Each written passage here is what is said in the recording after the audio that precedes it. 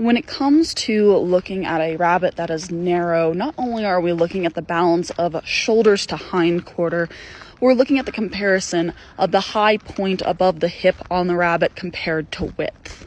So this little kit right here, if you look at it, nice round side view profile with a hint of a shoulder, because we are looking at commercial type, compared to a top view. We're looking for a high point that is equivalent to width. Width can also be known as depth. So I know the lines really help people to understand what I'm talking about. So if we look at this Californian rabbit, the high point would be the line to the most right.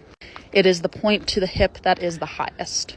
Now, this Californian was a bit long in the shoulder, but what she did have was a very nice balance of high point compared to depth. So now look at this line compared now to the top view. Although she's more narrow than I would have liked in body, she is well balanced in proportion. So the first black and white kit I showed you was very balanced and had very nice depth, while this one is a little more narrow. And just because I really like comparison photos with the same color of rabbit, here's another example from a top line view of a rabbit that's a little more narrow and ill-proportioned compared to one that is very well-proportioned. The rabbit with the poorer conformation has almost an elongated ovular stance, whereas the more correct rabbit to the right has a more circular stance. We want circles that equates to depth. And the more circular it is a lot of times on the top line, the more balanced it is with the high point. This rule is only not true when we're looking at an animal with a pot belly, but a lot of times you can see that in comparison to the line of the shoulders. They'll have this huge stomach and very narrow shoulders, which is illy proportioned and balanced, giving again almost that teardrop shape. We want a nice round circular shape. So to the left, again, we have a more narrow body compared to the right, where we have a nice wide body. We do have some jay feeders in our cages, not in all of them, because jay feeders in our area can cost up to $20 per jay feeder, which is stupid expensive. And though I'm working on switching everyone over to a jay feeder, that's just not possible right now. So the cheaper alternative right now is just bowls. I do have some ceramic bowls. I have a bad habit of breaking these, because they are made out of either clay or glass or something, and I drop them. I drop them a lot. So plastic bowls are the best option for us. And when it comes to the excessive chewing, you'll see right here I have some chew marks on these, but not that much, to be honest. Even this bowl right here doesn't even have much chewing on it. The bottom here is actually from a seam split. So basically the bowl is getting hot and cold and the plastic is starting to split at the seams, but no real chewing. I think my rabbit Mercury here is the worst about chewing, and even then it's not too bad. This is over 3 months. So again, chewing the plastic in our barn at least isn't a problem. But yeah, the reason why we don't have all jay feeders in our cages is because it's expensive. About once a year at shows or at tax swaps, I'll find some jay feeders for really cheap, and that's where I just pick mine up. Otherwise, I just do like I did here and use old Tupperware containers that I got from the store. Because at the end of the day, it's about being as efficient as possible when it comes to raising rabbits. We're just kind of thrifty here where we need to be. I'm asked constantly about enrichment when it comes to the buns. I have bell balls, which annoy the ever-living crap out of me, which is why you don't see them in videos, is because I'm normally holding them below the screen because they have bells in them. And everyone gets a ball bell. They are always in the cages. Lemon here is probably the worst about his bell balls in that he will slam them against the cages along with his bowl. My man finds a way to entertain himself constantly. Then we also provide chews. Sometimes it's cardboard, sometimes it's pine cones, sometimes it's applewood sticks. It just all really depends on what we find at the store or what we can find when it comes to like our Amazon packages. But they really like chewing on like those kind of things. And then once or twice a week, our rabbits get hay, but hay is something I'm really careful about because it can throw off the nutritional balance of the current diet the rabbits are on, in that we feed a complete pellet, and if they just eat hay and they don't eat as much as their pellet, it can cause issues like weight drop. But yeah, we provide enrichment, and it's just something I don't talk about often because I find it to be kind of a standard that's constantly talked about within the pet community. Like, you can find just about anyone who provides ideas for toys and enrichment and that kind of thing.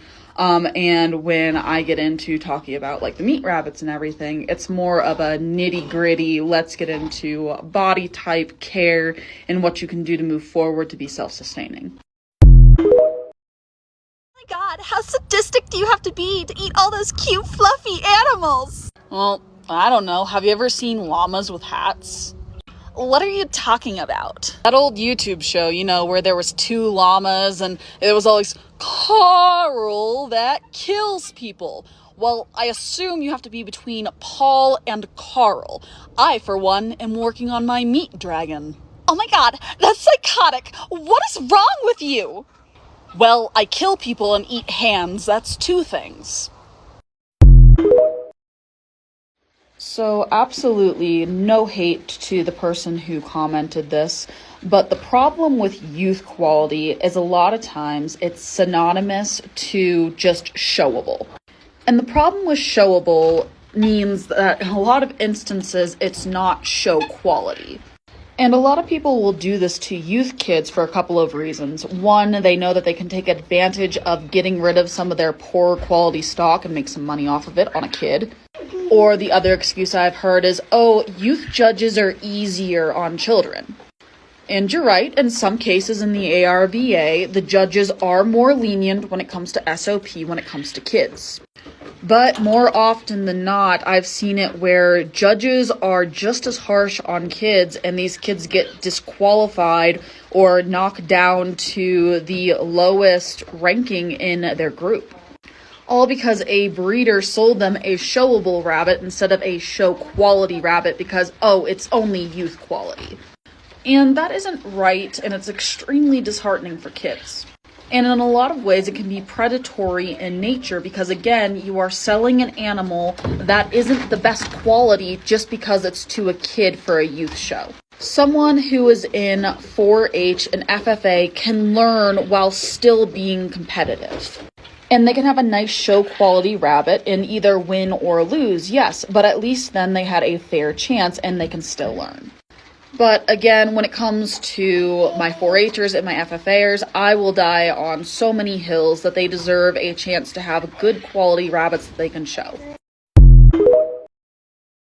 When we look at dwarfs, other than peanuts, there are some issues we want to look at. And that includes craniofacial deformations. And normally dwarfism affects the HMGA2 gene. And that's the gene that kind of dictates where and what is changed when it comes to the head, ears, and face. But basically in that gene, what we'll see is a disproportionate size in ears, face, and eyes. So basically when you have that gene, you'll have very short ears, bulging eyes with a mismatched face. And I don't have any dwarfs that express this gene extremely. But if we look at Lulu, for instance, she has very short ears in proportion to her head. Lulu is a true dwarf. We also see that she has a shorter nose and larger eyes. And again, it's not extreme, but if you compare it to a false dwarf, such as Penguin here, we have much larger ears and a larger face in comparison. And to be honest, I think Penguin has kind of an ugly face when it comes to Mini Rex. My personal opinion, the last time we took her to the show, the judges absolutely loved her face. They thought she was very pretty. But I think when it comes to dwarfs, her face is just a bit off. Too long. Her face reminds me of a standard Rex compared to a Mini Rex. She reminds me of Lemon's face. And it's not just the color. He has long ears, long face. We see it more with our standard sizes than our minis who have the more dwarf-like features. But when it comes to looks, when we're talking about dwarfs, that's about it. Now, there's a lot more when it comes to gene sequencing. And I can really get into gene sequencing, but it's just a whole bunch of numbers and letters that don't really mean anything unless you know about RNA and how it works within the genotypes. But if you are curious, I would happily get into it. And I would try to break it down as little as possible and kind of build onto it if you were. It depends on your breeding program. I find that having a mixture of dwarfs and false dwarfs mitigates some of the problems that you see with breeding two dwarfs together. So for instance, Sadie here is a true dwarf. She has all the characteristics of a dwarf. I would prefer to breed her to Strawberry, who is a false dwarf, and not deal with the consequences of breeding two dwarfs together. Because Sadie carries a dwarf gene, half of her babies will be true dwarfs and the other half will not be. And what I can do is I can pick through those babies and decide who I want to keep for breeding. Preferably in a breeding program, I prefer all of my does to be true dwarfs and my buck to be a false dwarf, which is how I get so few peanuts. But there are instances where I have to breed a dwarf to a dwarf for certain characteristics, and I have to deal with the fact that I might get a peanut. There are instances where both have their pros and cons. True dwarfs I can continue showing up into their senior years, but with most of my false dwarfs, they normally go overweight. And it has nothing to do with the fact that they're fat and everything to do with their bone structure and body frame. So there's Sadie compared to Penguin. Sadie, Penguin. Penguin's a chunky girl because she has a larger bone structure. This girl weighs about 3 pounds. Penguin weighs almost 5. But the reason why I keep a doe that is not a dwarf and is a false dwarf is my Vienna marked buck is a dwarf. But when it comes to boos, it helps with survivability and size. I just wish Penguin was a little bit smaller because she did really well as a junior at show. And after she had her babies, she has filled out even nicer and has gotten an amazing top line. But she's just a big chunker chunk.